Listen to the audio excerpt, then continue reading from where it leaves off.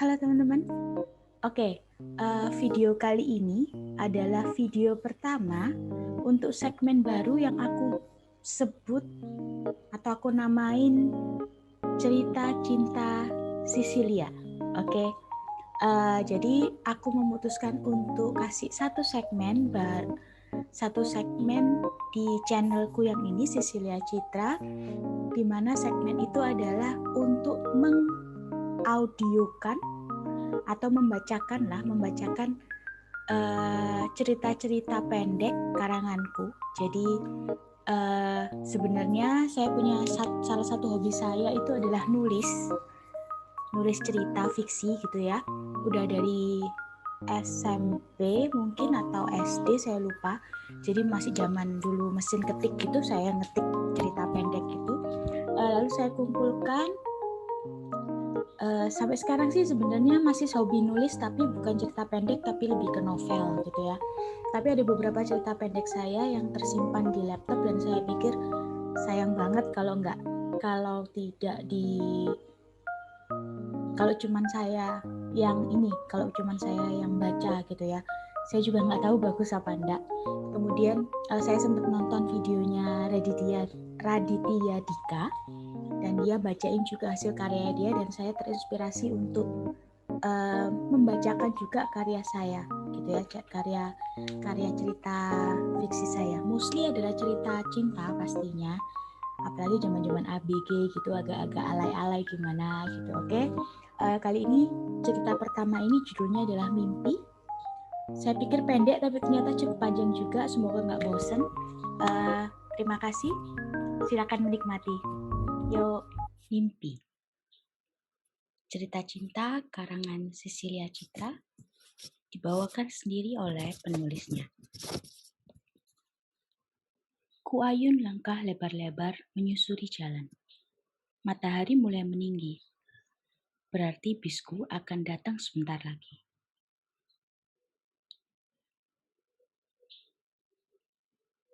Ketika kakiku menapak di jalan depan rumah berjendela hijau itu, refleks mataku melirik pada jendela rumah yang terbuka lebar.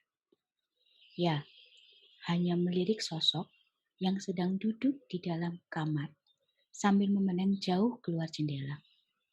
Tidak lebih. Tidak perlu menoleh, mengulas senyum, apalagi menyapa.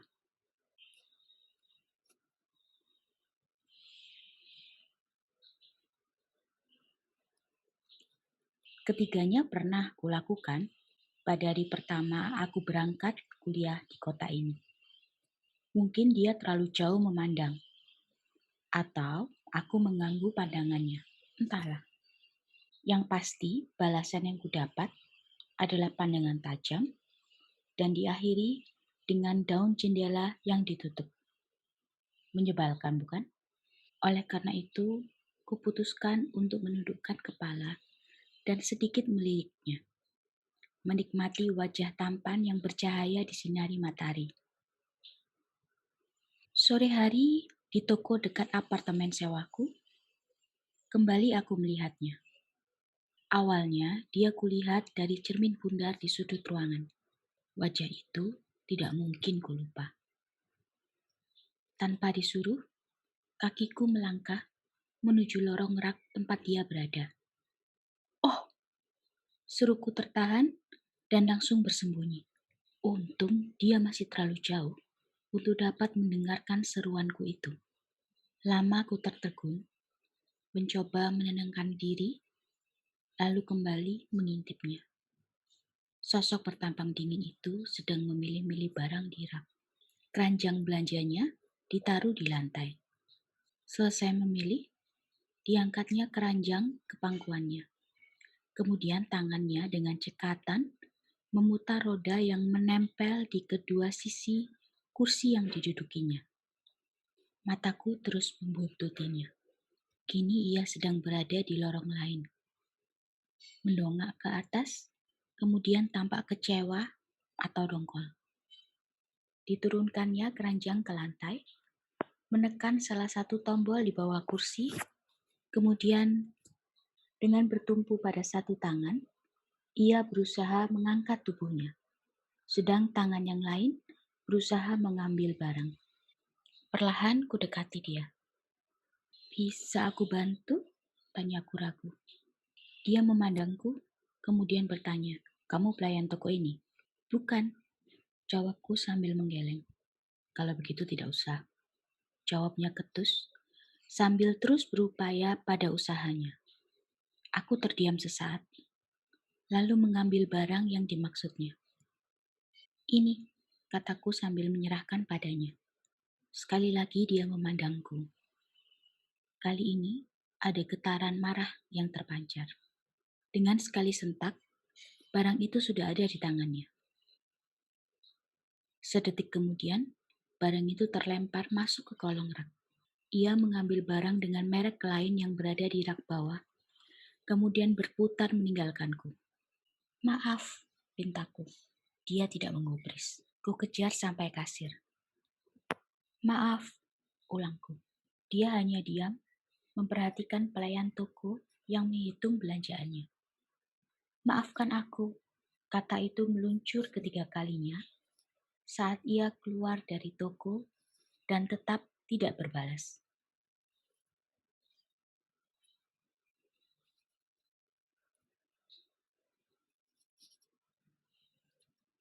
Kamu terlalu baik, Binta, kata temanku saat kuceritakan perihal sore itu. Aku memang salah, kataku membela. Apa yang salah dengan membantu orang lain? Dia saja yang aneh. Dan kamu tidak perlu meminta maaf berulang kali seperti itu, katanya lagi. Ku kemasi kaset-kaset yang berserakan di atas meja. It doesn't harm me to apologize, ucapku sambil nyengir. Temanku tersenyum, lalu mengantarku sampai jalan depan rumahnya. So nice of you. Kalau aku, mungkin aku tidak peduli padanya. Anyway, kamu naik apa? Maaf, aku tidak bisa mengantarmu, katanya dengan sesal. It's okay, Joyce. Aku naik kereta. Sekarang sudah hampir midnight. Kamu naik kereta sendirian. Lebih baik naik taksi. Oh, come on. Kamu terlalu cemas. Kamu sendiri yang bilang kota ini adalah kota teraman buat para gadis. Dan stasiun hanya 5 menit jalan dari sini. Joyce mengangkat bahu. Oke, just be careful. Aku mengangguk, melambaikan tangan padanya, dan bergegas berjalan menjauhi rumahnya. Kereta terakhir jam 10.45. Dan itu berarti kurang 10 menit lagi. Kota sudah mulai tidur. Hanya 1-2 orang berpapasan denganku, dan tinggal satu mobil yang ada di tempat parkir umum. Sekilas aku melihat mobil itu, otakku langsung bekerja mengingat di mana aku melihatnya. Aku tertegun, kemudian berbelok memasuki tempat parkir mendekati mobil itu. Agak jauh dari mobil, tampak sosok itu.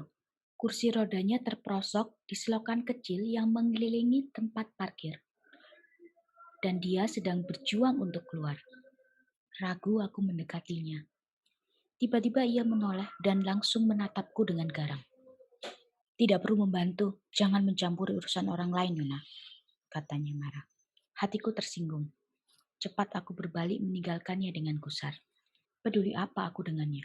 Orang yang sombong dan kasar. Kulirik arlojiku. Kurang 5 menit, kereta tiba.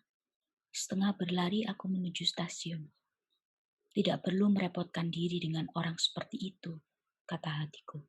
Semenit kemudian kakiku menapak tangga stasiun dan segera ke mesin tiket. Stasiun sangat sepi. Mungkin hanya aku yang menumpang kereta terakhir ini, batinku. Aku tertegun sejenak. Kemudian kakiku mulai bergerak. Berlari menaiki tangga dan meninggalkan stasiun. Terus berlari sampai akhirnya aku kembali ke tempat parkir umum dengan nafas berburu. Mobil itu masih di situ. Dan aku segera mendekati dia. Buat apa kamu kesini lagi? Tanyanya sambil mengelap keringat di dahinya. Dia tampak mulai putus asa. Namun tatap mata itu bersinar galak. Tanpa kata, aku mendekati dan hendak menjangkau pegangan kursinya. Namun ia mendorongku dengan kasar. Aku tidak perlu bantuanmu, katanya. Sekali lagi aku mendekati, sekali lagi pula dia mendorongku. Kali ini sampai aku jatuh. Orang bodoh, suruhku kesal. Sampai kapan kamu mau di sini? Tahu jam berapa sekarang? Sebentar lagi sudah tidak ada orang yang lewat sini. Kamu bisa menginap di sini semalaman. Kenapa tidak boleh orang lain membantumu? Terlalu memalukankah? Lebih memalukan daripada tidur semalaman di sini? Bukan urusanmu, jawabnya dingin. Amarahku sudah di puncak. Orang ini keterlaluan. Kuusap air mataku dan kembali mendekatinya. Tangannya yang akan mendorong berhasil kuhindari. Sekejap kemudian, tanganku sudah mencekram tepi kursinya. Dengan sekuat tenaga, aku berusaha menariknya keluar. Hei, hei, apa yang kau kerjakan? Hei, hentikan. Bisa patah kursiku. Hei, tidak kuhiraukan seruannya. Susah sekali menariknya keluar, terutama karena dia bertubuh besar, sedang tubuhku cukup mungil. Pada upaya terakhir, aku menarik dengan sekuat tenaga. Tiba-tiba kursi itu terangkat dari selokan. Tubuh mungilku tidak kuat menahan, dan akhirnya dia dan kursi rodanya jatuh menimpaku. Beberapa saat kami terdiam dengan posisi bertindihan seperti itu. Tersadar, aku segera beringsut dan berdiri. Dalam diam, aku mendirikan kursi rodanya dan membantunya duduk di atas kursi. Kuambil benda yang tergeletak di selokan kering itu. Ini, kataku menaruh handphone dan tabung bertali di pangkuannya. Kuambil tasku dan hendak berlalu, tapi tanganku dicekalnya. Terima kasih, ucapnya lembut. Aku terpesona. Kata terima kasih itu terdengar begitu merdu. Tidak perlu, kataku sambil tersenyum, membalikkan badan untuk pergi. Tanganku masih dicekalnya. Aku memandangnya heran. Dia tersipu. Wajah tampatnya semakin menarik untuk dilihat. Lalu tanganku dilepasnya. Aku pun kembali berbalik dan melangkah pergi. Ketika sampai di depan gerbang, langkahku telah disejajari mobilnya. Ikut aku, ujarnya.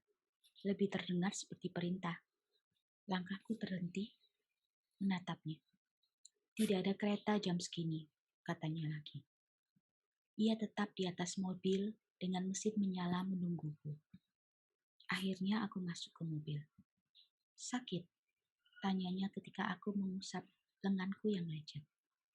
Aku menggeleng. Siapa namamu? Tanyanya lagi. Kali ini tangan kirinya sibuk memindah persneleng dan memencet tombol yang kelak ku tahu berfungsi sebagai rem. Pinta Sunaryo, kamu? Tanyaku. Imamura. Imamura Asahi, jawabnya. Mataku sibuk mencermati keunikan mobilnya. Kamu tidak akan menemukan mobil macam begini di showroom manapun, katanya lagi. Hah? Tanyaku tidak paham. Dia tersenyum tapi tidak menjawab. Sedang apa kamu tadi di sana? Tanyaku memecah kesunyian. Lari malam? Jawabnya yang jelas-jelas ironik. Menyebalkan sekali orang ini. Sorry for asking, kataku dengan dongkol, lalu membiarkan sepi menemani selama sisa perjalanan malam itu. Aku baru lembur menyelesaikan pekerjaanku.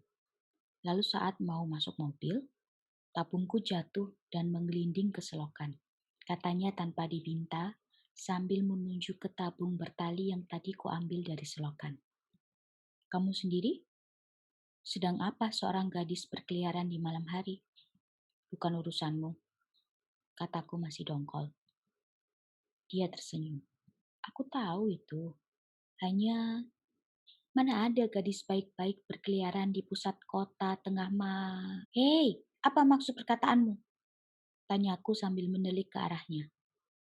Tapi dia malah tertawa terbahak-bahak.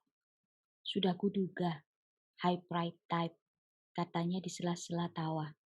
Membuatku semakin manyun.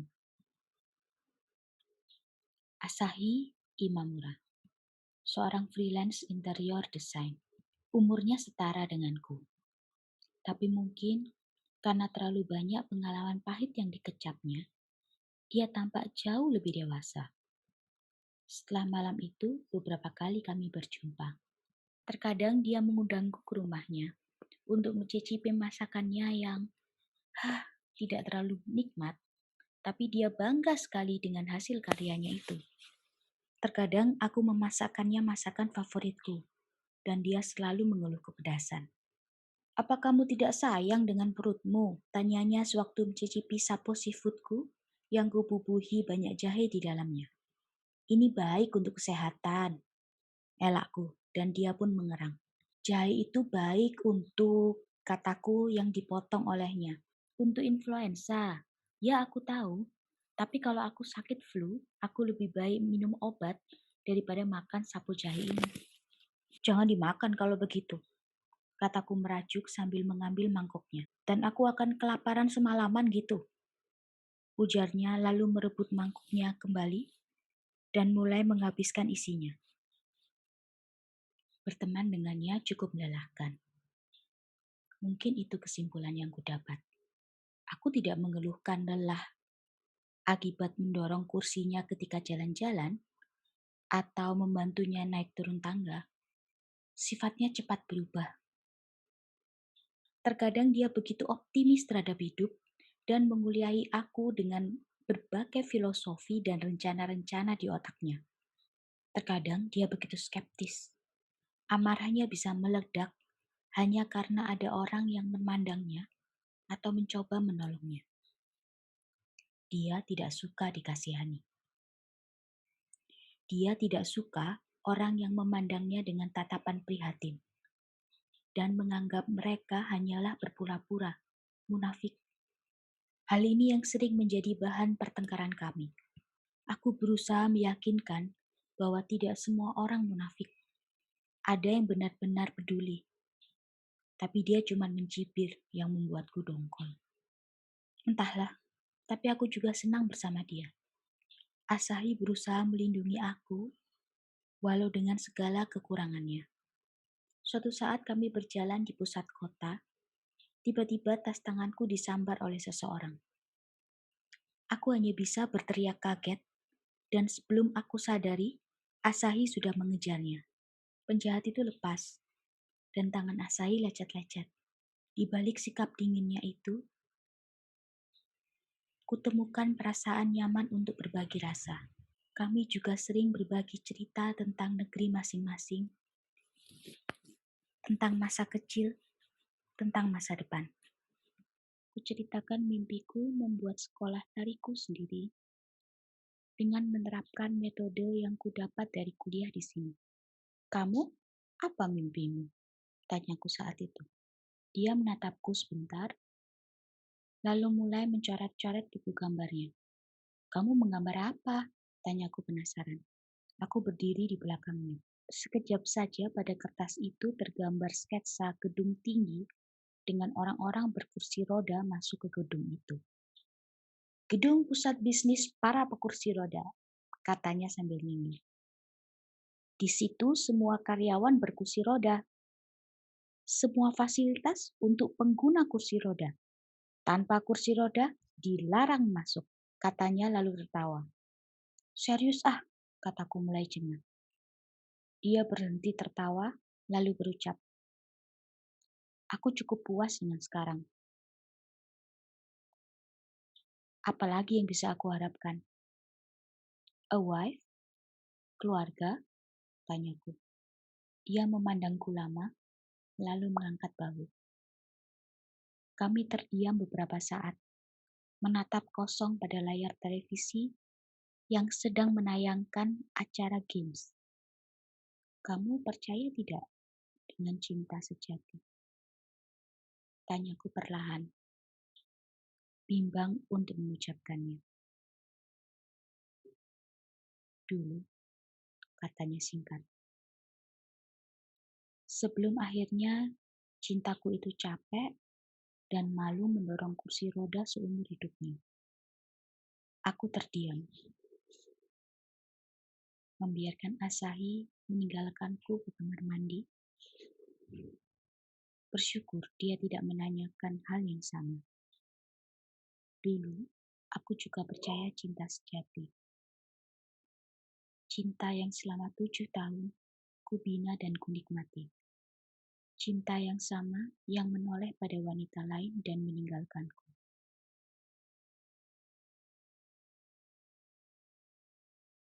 Lama aku menatap foto itu, selembar foto bukti cintaku yang lampau. Entahlah, kali ini aku bisa memandangnya tanpa air mata, tanpa rasa perih yang biasanya selalu kurasakan di dadaku. Kali ini aku bisa menganggapnya hanya sebagai salah satu foto kenangan, seperti ketika aku memandang foto kelulusan SMA. Mungkin benar, waktu dapat menyembuhkan luka. Namun keringnya lukaku itu lebih cepat karena kehadiran Asahi di hidupku. Sosok tampan yang telah menemaniku selama hampir 3 bulan ini, yang juga telah menolak tawaranku, memberinya tempat spesial di hatiku. Teman kantormu itu cantik juga, Asahi, ujarku padanya suatu hari ketika ada seorang gadis cantik berkunjung ke rumah Asahi. Asahi meledekku. Jangan-jangan kamu naksir dia ya? Kamu itu yang kelainan. Masa kamu tidak tertarik pada gadis secantik dia? Gak normal ah, ledekku balik. Mana dia mau sama aku, Pinta? Katanya sambil melanjutkan gambarnya. Jangan terlalu apatis gitu, ujarku. Kamu tidak sejelek yang kamu sangka. Asahi menghentikan goresannya dan berbalik menatapku. Tidak ada gadis yang mau seterusnya bersamaku. Seumur hidup mendorong kursi roda. Katanya datar. Sama sekali tidak ada perubahan pada raut mukanya. Aku mau, bantahku spontan. Aku terkejut mendengar pengakuanku. Tapi Asahi menanggapinya dengan tawa berderai. Aku mau, kataku dengan tegas. Membuatnya berhenti tertawa. Asahi mendekatiku, lalu mengelus rambutku. Terima kasih. Kamu memang sahabatku yang paling baik, ujarnya. Aku menggeleng kuat-kuat, lalu menahan gerak kursi rodanya. Aku mau jadi gadis itu, yang menemanimu setiap saat seumur hidup. Karena aku cinta kamu, kataku. Asahi menoleh dan memandang tajam padaku. Katanya, itu bukan cinta, Binta. Itu kasihan. Dia membelakangiku sambil berkata, dan kamu tahu aku tidak suka dikasihani. Aku yakin ini cinta, bukan kasihan, kataku mantap. Asahi hanya menggelengkan kepala lalu kembali menggambar. Dengan kasar kutampik pensilnya hingga jatuh dan patah. Sebegitu sukarkah kamu menerima kenyataan kalau memang ada cinta buat kamu? Sebegitu dalamkah lukanya sampai kamu lupa betapa manis rasa cinta yang sebenarnya? Atau menurutmu tidak ada cinta yang pantas bagimu? Seperti biasa, Asahi hanya diam, mengambil pensil lainnya dan mulai menggambar. Kali ini aku benar-benar muak melihat sikapnya itu. Sebagai seorang gadis dengan budaya timur, untuk menyatakan cinta saja sudah merupakan hal yang sangat memalukan buatku. Apalagi setelah ditolak dengan sikap tak acuh seperti itu. Harga diriku rasanya hancur berkeping-keping. Lebih hancur dari hatiku. Kurampas pensil itu dan kembali berkata dengan nada pahit. Oh, kenapa aku bahkan bertanya? Aku bahkan heran bila kamu punya sedikit cinta. Keinginan dan mimpi untuk dirimu sendiri saja kau tidak punya. Bagaimana mungkin kamu berangan untuk bersama orang lain? Asahi menghela nafas panjang, lalu berkata dengan suara tergetar. Sangat bagus kalau kamu punya mimpi. Kejar mimpi itu, dan jangan biarkan aku merampasnya. Asahi mengambil pensil dari tanganku. Aku terpaku dan air mata mengalir deras di pipiku. Kamu sudah merampasnya, kataku pelan sambil meninggalkannya. Aku terbangun mendengar bel pintuku berbunyi. Berat sekali rasanya mata ini untuk dibuka. Wekerku saja belum berbunyi. Siapa juga yang datang pagi-pagi begini?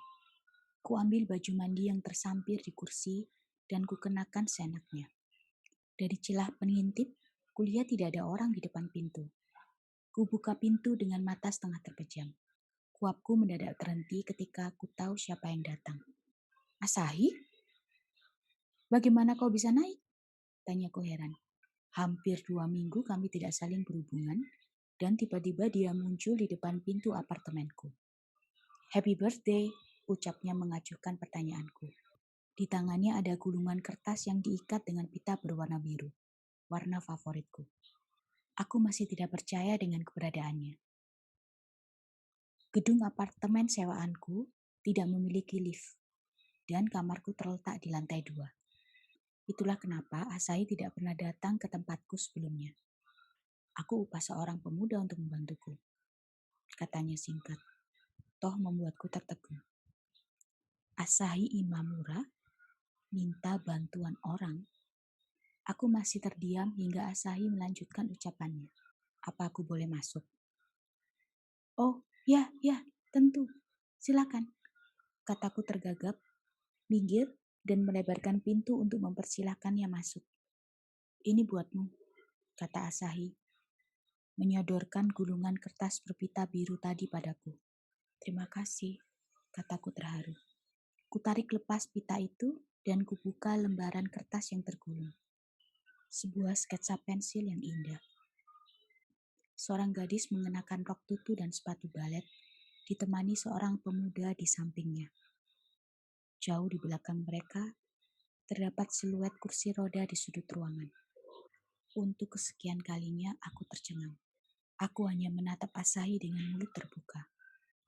Itu mimpiku yang sesungguhnya, kata Asahi. Air mata haru bercampur bahagia kontan muncul di sudut mataku. Namun cenggiran sedih Asahi kali ini tak luput dari perhatianku. Tapi, pancingku. Asahi mendesah panjang dan tersenyum tipis. Aku hanya akan jadi bebanmu, Binta. Aku yang menentukan itu. Asahi menggelengkan kepala. Mimpimu membuat sekolah balet. Kejar itu. Jika kamu bersamaku, mimpi itu tidak akan terwujud. Aku membuka mulut hendak membantah, namun Asahi buru-buru melanjutkan. Aku tahu siapa aku. Egoku tidak akan rela melihat pasanganku lebih sukses dari aku. Aku akan membuatmu sangat sibuk dengan segala demandku, sampai-sampai kamu tak sempat membangun mimpimu. Mimpiku bisa berubah, kataku ngotot. Asahi tersenyum. Maka kamu adalah gadis bodoh. Aku melotot mendengar ucapannya. Susah payah sekolah Master of Ballet Art ke sini untuk mengejar mimpi. Lalu mau mengubah mimpi hanya karena seorang laki-laki? Tanyanya setengah bercanda mengejekku. Aku terdiam. Suatu saat kamu akan menyesal telah mengubur mimpimu demi aku.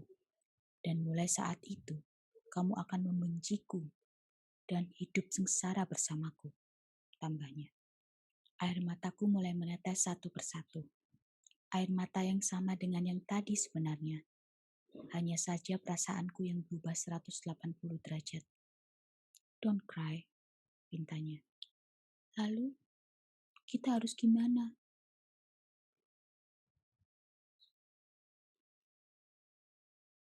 Tanyaku dengan suara serak. Minggu depan aku harus pindah ke kota lain. Ada perusahaan yang akhirnya mau menerimaku sebagai karyawan tetap. Katanya memberi kabar lain yang mengejutkanku dengan tenang. Congratulations, seruku berpura-pura bahagia, seraya memeluknya. Aku sedih untuk aku. Tapi aku tahu betapa berita itu adalah berita bahagia untuknya. Kondisinya membuat Asahi dianggap lamban dan tidak cekatan, sehingga sangat sulit mendapatkan pekerjaan sebagai karyawan tetap. Thank you, ucapnya, tak menyembunyikan kegembiraan di binar matanya. Now, get your butt up and get dressed, girl. It's your birthday. Kita harus rayakan dong, kata Asahi sambil nyengir lebar. Mau tak mau, aku ikut nyengir melihatnya. Aku menuruti perintahnya. Dan hari itu adalah hari paling membahagiakan. Kami benar-benar have fun sepanjang hari.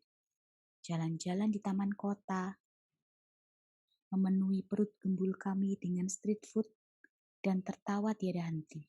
Hari indah itu diakhiri dengan kecupan manis Asahi di dahiku. Kuayun langkah lebar-lebar menyusuri jalan. Matahari mulai meninggi, berarti bisku akan datang sebentar lagi. Ketika kakiku menapak di jalan depan rumah berjendela hijau itu, refleks mataku melirik pada jendela rumah yang kini tertutup rapat. Ya, Asahi Imamura sudah tidak lagi tinggal di sana. Ia bahkan tidak memberitahuku nomor telepon barunya. Yang tersisa darinya hanyalah kenangan dan selembar kertas dengan goresan mimpinya. Aku tersenyum tipis pada jendela yang tertutup itu, lalu setengah berlari agar tepat waktu naik ke bis yang membawaku untuk mengejar mimpiku. Gimana? Semoga suka ya. Kalau suka, please like buat bikin aku semangat bikin lagi next time untuk cerpen berikutnya.